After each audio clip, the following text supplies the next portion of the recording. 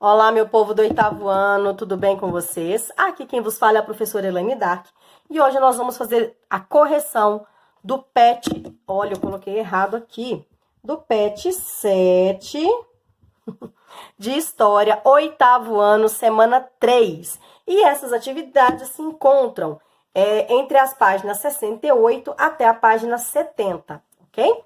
O assunto principal é a consolidação dos estados norte-americanos. Após a independência, após a guerra de secessão, né, que nós vimos que foi a disputa entre as colônias do norte e as colônias do sul, onde cada uma queria implantar o seu estilo de vida, o estilo social nas regiões, nas novas regiões conquistadas, principalmente no oeste, né, americano. Agora nós vamos falar sobre, beleza, os estados do norte ganham a guerra de secessão. E agora, o que a gente vai fazer? Ok? Então, agora nós vamos ver o desenvolvimento dos Estados Unidos e a tentativa dos Estados Unidos em meio que dominar a América Latina, tá bom? A vitória dos Estados Unidos, gente, dos Estados da União, na verdade, na Guerra Civil, deixou nos Estados Unidos, né, um caráter industrial tecnológico, né, porque era a característica principal das colônias do norte que nós vimos na semana 2, tá? Existia uma burguesia industrial forte, rica e grande, tá? Muitas fábricas, uma produção de carvão e aço extremamente bem desenvolvido. E isso, quando eu tenho muito carvão e muito aço num país, eu tenho várias indústrias, porque são os combustíveis, né? O carvão é o principal combustível e o aço você constrói muita coisa, né? É base da construção civil em vários lugares. Fez com que no final do século XIX os Estados Unidos fosse o maior produtor de aço e de carvão. Os estados do sul, por serem agrários e pastoris, com esse desenvolvimento, né, do norte, com o desenvolvimento total do país, digamos assim, eles também vão acabar mecanizando a produção, vão acabar com a mão de obra escrava e vão transformar, vão implantar novas técnicas de plantio, de cultivo, tá? De produção. E com isso vai fazer o quê? Aumentar a produtividade, aumenta a quantidade de produto, tá? Conquistaram o oeste, né? O nortista, digamos assim, conquistou o oeste, dominou o oeste, e aquelas regiões foram transformadas em grandes fazendas. Fazendas de quê, gente? Produtoras de gado e derivados, tá? Para facilitar o acesso, né, e o transporte entre o oeste e o leste, eles construíram uma malha ferroviária, né, uma estrada de ferro, digamos assim, gigantesca. Olha só, tá vendo a utilização do aço? Então, eles conseguem interligar o país inteiro através de estradas de ferro, através do trem, das máquinas, né? E esse comércio dentro do próprio país vai gerar uma economia muito grande, um desenvolvimento econômico muito grande, tá?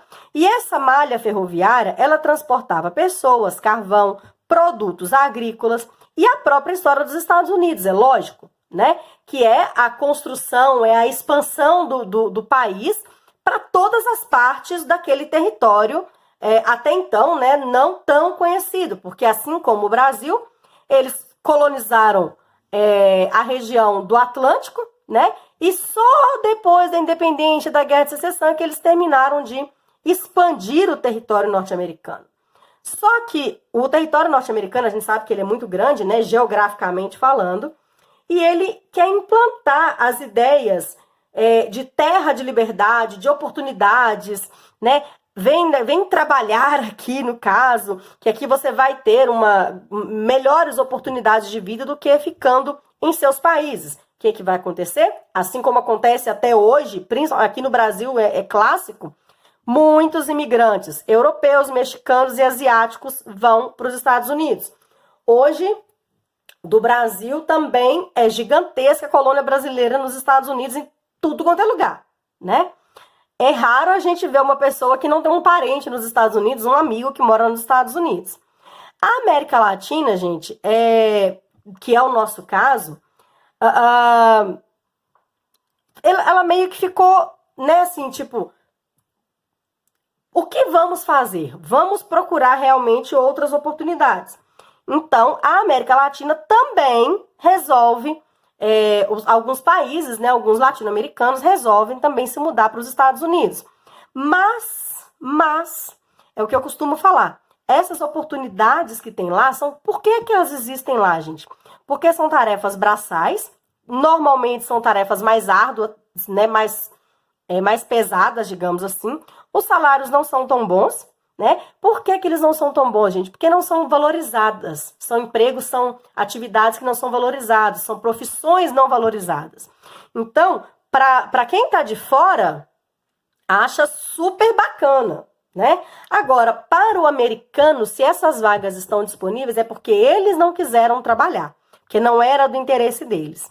E o americano, né, não todo mundo, viu, gente? Mas uma boa parte, né, dos norte-americanos tem um grande preconceito xenofóbico e religioso. O que é isso, gente? É um preconceito contra a religião e contra os estrangeiros, contra os imigrantes. A maioria da população americana, ela é protestante. Por quê? Porque quem colonizou os Estados Unidos, a maior parte foram de protestantes, tá? Diferente do Brasil, que foi uma colonização mais voltada para o catolicismo, né? Para a religião da Igreja Católica. Os Estados Unidos foi colonizado por protestantes. Mas são eles os culpados pela desigualdade social, pelos problemas lá? Não. Claro que você... eu tenho uma opinião, mas não significa que... não significa... Eu posso ser protestante e não ser preconceituoso. Óbvio, tá? Isso não tem nada a ver uma coisa com a outra. O que importa, por que isso aqui é tão importante a gente frisar, gente? É que como lá a grande maioria é protestante, os imigrantes de outras religiões, claro que eles não eram bem vistos, tá? Assim como esses protestantes que fugiram da Europa porque lá eles não eram bem vistos, óbvio que no país deles, eles não vão querer pessoas, né, que não sejam da religião deles. Pode entrar algumas regiões do país, do mundo, né, não podem entrar hoje facilmente nos Estados Unidos, tá? Até mesmo por questões religiosas, por causa do ataque do 11 de setembro, né, das Torres Gêmeas e vários outros atentados terroristas. Mas a desigualdade nos Estados Unidos, todo mundo acha, né, Estados Unidos todo mundo é rico. Não, gente. Existe uma desigualdade social, financeira muito grande nos Estados Unidos, tá? Não é gerado, volto a falar, não é porque a pessoa é protestante que ela é preconceituosa, tá? Mas é normal você não agradar muito do que é diferente de você, tá? Então vamos para as atividades. Com base no texto estudado e com auxílio de seu livro didático, gente, usem os livros, tá bom? Responda. Por que a vitória dos Estados da União, possibilitou a rápida transformação da sociedade estadunidense em uma potência industrial? A União, Estados do Norte, defendia um modelo de desenvolvimento através da industrialização e da tecnologia. A burguesia investiu e os Estados Unidos se tornaram uma grande potência, em especial na produção de carvão e aço. Vamos continuar para a nossa segunda folha. Aponte o impacto negativo da conquista do Oeste americano para os nativos da região, que eram os indígenas, né? Foram massacrados e perderam suas terras e muitas vidas. Cite o fato que possibilitou a rápida interação das comunicações das costas leste e oeste americanas, a construção de uma grande via ferroviária, unindo os extremos do país e facilitando o comércio e etc., né? O transporte de pessoas e o envolvimento cultural, tá? Na sua opinião, então, ela é uma resposta pessoal. A sociedade norte-americana representa uma nação de liberdade e oportunidades aos imigrantes? Para mim, não, tá? As oportunidades que são dadas para os imigrantes são as atividades que os norte-americanos não querem fazer. Muitos são vítimas de preconceito e discriminação.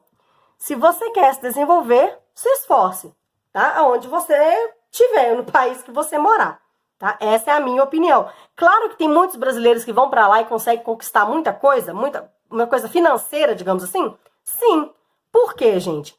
Porque a vida lá, as pessoas não têm muito tempo para diversão, digamos assim. Eles estão lá para trabalhar, tá? Xenofobia é o nome que utilizamos em referência ao sentimento de hostilidade e ódio manifestado contra pessoas por elas serem estrangeiras ou por serem enxergadas como estrangeira. Esse preconceito social tornou-se mais comum em virtude do grande fluxo de migrantes que tem acontecido. A xenofobia é manifestada contra diferentes grupos em todo o planeta. Na Europa, por exemplo, os árabes e muçulmanos têm sido alvo de grande preconceito, assim como os mexicanos e latinos em geral nos Estados Unidos. Você foi informado no texto que os primeiros imigrantes nos Estados Unidos sofreram com a xenofobia e perseguição religiosa. Esse tipo de preconceito ainda está presente na sociedade mundial? Sim, infelizmente. Exemplifique. O preconceito racial e religioso são latentes em praticamente todo o mundo e nos Estados Unidos existe de forma declarada. As religiões de matriz africana e o islamismo não são bem vistos, sendo que esse último, tá, o islamismo, ainda é visto como um perigo de terrorismo, tá? Que é o que eu falei no caso lá do 11 de setembro e vários outros ataques terroristas.